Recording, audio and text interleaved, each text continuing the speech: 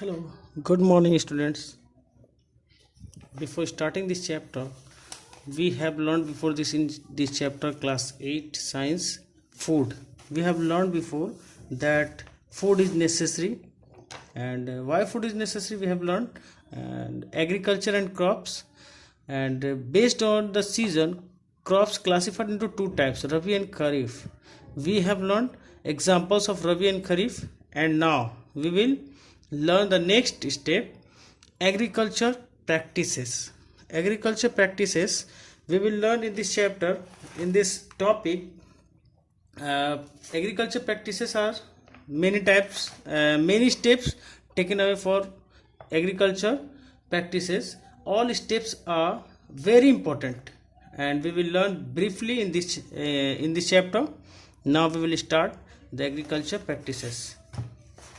हम लोग इससे पहले पढ़ चुके हैं कि भोजन हमारे लिए ज़रूरी है, और सीज़न के हिसाब से दो तरह की फसलें होती हैं, रबी और खरीफ, और हम लोगों ने इसका एग्जाम्पल भी पढ़ा हुआ है. अब हम लोग एग्रीकल्चर प्रैक्टिसेस यानी कृषि की करने की विधि यानी कार्य प्रणाली के बारे में हम लोग पढ़ेंगे. और ये जो कार्य प्रणाली है यानी कि जो खेती के तरीके हैं वो अलग अलग तरीके से होता है, और स्टेप बाय स्टेप यानी एक से एक स्टेप के बाद दूसरे स्टेप के, इस तरह से हम लोग उसको करते हैं. और हर एक स्टेप का अपना एक वैल्यू होता है. All steps are very important, और इसके बारे में हम लोग पढ़ते हैं यहाँ पे. तो फर्स्ट ऑफ ऑल स्टार्ट करते हैं हम लोग एग्रीकल्चर प्रैक्टिसेस के बारे में. तो agriculture practices, crop production and cultivation involve different process and techniques such as sowing, irrigation, harvesting and storing. यानी जो फसल उत्पादन होता है यानी फसलें जो हम लोग पैदा करते हैं वो फसलें अलग अलग डिफरेंट प्रोसेस यानी अलग अलग प्रक्रिया यानी अलग अलग तरीके और तकनीक से इसको किया जाता है, अलग अलग तौर तरीके से किया जाता है. और जितने भी तरीके हैं जैसे सोविंग यानी बीज बोना है, इरिगेशन यानी सिंचाई है, हार्वेस्टिंग है यानी कटाई है, स्टोरिंग मतलब फूड इकट्ठा करना, लास्ट में जब फूड कट जाता है और उसके बाद हार्वेस्ट स्टोर करना मतलब उसको हम लोग बोरे में भर के एक जगह पे इकट्ठा करते हैं, स्टोरिंग है. ये सब के सब जो स्टेप्स हैं ये एग्रीकल्चर प्रैक्टिसेस के अंडर में आते हैं. All these activities are called agriculture practices. इसीलिए इन सभी को हम लोग एग्रीकल्चर प्रैक्टिसेस यानी कृषि की कार्य प्रणाली यानी कार्य विधि कहलाती है. अब यहाँ पे देखते हैं हम लोग agriculture practices are step by step. Agriculture practices जो होते हैं ना वो स्टेप बाय स्टेप कैसे लिए जाते हैं, फर्स्ट स्टेप में क्या होता है, सेकंड में, थर्ड में, फोर्थ में ऐसे क्या क्या होता है, ये सब हम लोग पढ़ते हैं. तो फर्स्ट स्टेप और very important step, first and very important step is preparing soil. क्योंकि हम बिना अनाज के भोजन नहीं पका सकते, उसी तरह से बिना सॉइल के मिट्टी के तैयार किए हम खेती नहीं तरीके से खेती नहीं कर पाएंगे. तो सबसे पहला और most important topic preparing soil. Second है सोविंग यानी बीज बोना. फिर एडिंग मैन्यूअर्स एंड फर्टिलाइजर यानी खाद और मिट्टी में खाद और पोषक तत्व मिलाना. और इरिगेशन एंड फील्ड्स यानी खेतों की सिंचाई करना. वेडिंग यानी रिमूविंग वेट्स मतलब इसमें से निराई बोलते हैं. निराई मतलब जो हम लोग अनडिजायरेबल जो हम नहीं चाहते हैं वो चीज़ें, वो घास फूस उस फसल से निकालना. और protecting crops from paste and disease और बीमारियों से बचाने के लिए, कीड़े मकोड़ों से बचाने के लिए उसमें फसलों में जो दवा का छिड़काव करते हैं वो. और उसके बाद है हार्वेस्टिंग, थ्रेसिंग एंड विनोइंग यानी कटाई, छटाई और दवाई, ये सब के सब. और उसके लास्ट स्टेप है स्टोरिंग क्रॉप्स. ये सब के सब जो स्टेप्स है ये एग्रीकल्चर प्रैक्टिसेस में आते हैं. और all this steps are very important. We will learn in this chapter about preparing soil. First step is taken, very important, that preparing soil. अब यहाँ पे हम लोग फर्स्ट स्टेप पढ़ते हैं प्रिपेयरिंग सॉइल के बारे में. The preparing of soil is the first step before growing A crop. यानी सबसे पहला जो स्टेप होता है एक फसल पैदा होने से पहले का, बहुत ही इंपॉर्टेंट स्टेप है ये. और it is one of the important task in agriculture to turn the soil and loosen it. यह सबसे महत्वपूर्ण इम्पॉर्टेंट, खेती में सबसे महत्वपूर्ण काम होता है किसी भी मिट्टी को बदलने के लिए और उसको ढीला करने के लिए, ढीला मीन्स जब हम उसको प्रिपेयरिंग सॉइल प्रिपेयर करने के लिए हम सिंपल सी बात है जुताई करते हैं, जुताई ट्रैक्टर से चाहे बैल से, चाहे जो पहले के ज़माने में बैल से होता था, अभी एक से एक बढ़िया से बढ़िया टेक्निक्स आ गई हैं, मशीनें आ गई हैं, तो हम लोग ट्रैक्टर से करते हैं। ट्रैक्टर मीन्स थ्रेशर, सॉरी उसमें हम लोग कल्टीवेटर लगा देते हैं और भी कुछ चीज़ें लगा देती हैं। तो आज जो प्लगिंग है ये प्रिपेयरिंग सॉइल का एक पार्ट्स है, यानी खेतों की जो जुताई है वो एक सॉइल प्रिपेयर करने का एक पार्ट्स है, और ये बहुत ही इंपॉर्टेंट टास्क है।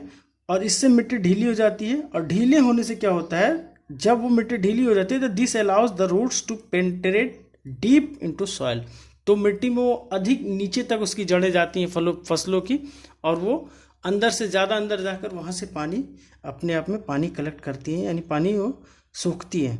तो ये बहुत ही इम्पोर्टेंट टास्क है प्रिपेयरिंग सॉइल। इसके बाद है, इसमें देखो एग्जांपल भी है बहुत सारे, जैसे प्लगिंग। प्लगिंग क्या है? प्लगिंग मतलब जुताई करना। ये ही एक सॉइल प्रिपेयर का एक बहुत बेस्ट तरीका है। पहले हम लोग बैल से करते थे, हल लगा के, उसको हो कहते थे, हल से करते थे। आज के तरीके में, आज के डेट में हम लोग कल्टीवेटर करते हैं, और बहुत सारे रोटावेटर आ गया है, बहुत सारे और टेक्निक्स और नए नए निकलते जा रहे हैं। तो आज कल्टीवेटर से किया जाता है, ये मॉडर्न वे है, और पहले के ज़माने में अभी में थोड़ा फ़र्क भी है। इसके बाद नेक्स्ट स्टेप है, प्रिपेयरिंग सॉइल के बाद नेक्स्ट स्टेप है सोविंग, यानी बीज बोना। ये बहुत इंपॉर्टेंट है, क्योंकि अगर हम बीज नहीं पाएंगे, बीज बोएंगे नहीं, तो हम फसल कैसे पैदा करेंगे। तो इसीलिए सबसे पहला जो स्टेप था प्रिपेयरिंग सॉइल, उसके बाद हमें बीज की ज़रूरत पड़ती है। मिट्टी तैयार हो जाने के बाद हमें बीज चाहिए बोने के लिए। तो sowing is an important part of crop production, यानी बीज बोना एक महत्वपूर्ण पार्ट होता है फसल पैदा करने के लिए। Before sowing good quality clean and healthy seeds of a good variety are selected, यानी बिफोर सोविंग, यानी बीज बोने से पहले हमें बहुत ही अच्छी क्वालिटी का, यानी बीज बोने से पहले हमें बहुत ही अच्छी क्वालिटी का क्लीन, यानी साफ सुथरा और हेल्दी, यानी बहुत ही स्वस्थ बीज की ज़रूरत पड़ती है, और जो अच्छी क्वालिटी का हो, और उसको हम लोग बोआई करते हैं। अब इसके बाद है थर्ड स्टेप है एडिंग मैन्योर एंड फर्टिलाइजर्स, यानी उसमें खाद मिलाना मिट्टी में। जब मिट्टी तैयार हो गई, अब उसमें खाद मिलाते हैं। तो the substance which are added to the soil in the form of nutrients for the healthy growth of plant and called manure and fertilisers, यानी वो ऐसी चीज़ें जो हम लोग मिट्टी में मिलाते हैं न्यूट्रिएंट्स के लिए, यानी उसके मिट्टी में पोषक तत्व की मात्रा बढ़ाने के लिए, और मिट्टी को स्वस्थ रखने के लिए, यानी हेल्दी रखने के लिए, ताकि प्लांट अच्छे से ग्रो कर सके। उस चीज़ को जो हम मिलाते हैं उसको मैन्योर एंड फर्टिलाइजर्स कहते हैं, यानी मिश्रण करना, खाद मिक्स करना। इस फर्टिलाइजर्स का मीन्स होता है खाद, और मैन्योर मतलब मिश्रित करना, यानी मिलाना, यानी खाद को मिलाना जो है वो प्रोसेस कहलाता है खाद adding manure and fertilisers. Next step आएगा इरिगेशन। इरिगेशन एक बहुत ही इम्पॉर्टेंट स्टेप है, क्योंकि बिना इसके कोई भी काम नहीं हो सकता फसलों में। जैसे हम सभी को खाना खाने के लिए पानी की ज़रूरत पड़ती है, खाना खाने में भी पानी, और खाना पकाने के लिए भी पानी, हर चीज़ में पानी की आवश्यकता पड़ती है। उसी तरह से पौधों को भी वृद्धि, यानी ग्रोथ करने के लिए, डेवलपमेंट करने के लिए, उनको भी इरिगेशन यानी पानी की बहुत ही ज़रूरत पड़ती है। बिना पानी के कोई भी फसल पैदा नहीं हो सकती, चाहे पेड़ हो, चाहे कोई भी फसलें हों, वो बिना पानी के ग्रोथ नहीं कर पाएंगे। तो यहाँ पे लिखा हुआ है all living beings need water to live, जितने भी जीव हैं सभी को जिंदा रहने के लिए पानी की ज़रूरत पड़ती है। Water is important for proper growth and development, और पानी बहुत ही महत्वपूर्ण है आदमी की ग्रोथ के लिए। सही तरीके से ग्रोथ हो और उस डेवलपमेंट यानी सही से विकास हो, इसके लिए बहुत ज़रूरी है पानी। प्लांट्स कंटेंट नियरली 90% वाटर, यानी जो पेड़ पौधे हैं उसमें 90%, कम से कम 90% लगभग पानी की मात्रा होती है। The supply of water to crop at regular interval is called irrigation, यानी पानी की सीमित मात्रा, ठीक है। Supply of water to crop at regular interval, यानी एक निश्चित अंतराल, यानी निश्चित समय के बाद, एक टाइम के बाद फिर सिंचाई करना, फिर एक समय आने के बाद फिर सिंचाई करना। तो ये जो हम लोग रेगुलर इंटरवल के बाद हम लोग सिंचाई करते हैं, इसी को हम लोग इरिगेशन कहते हैं।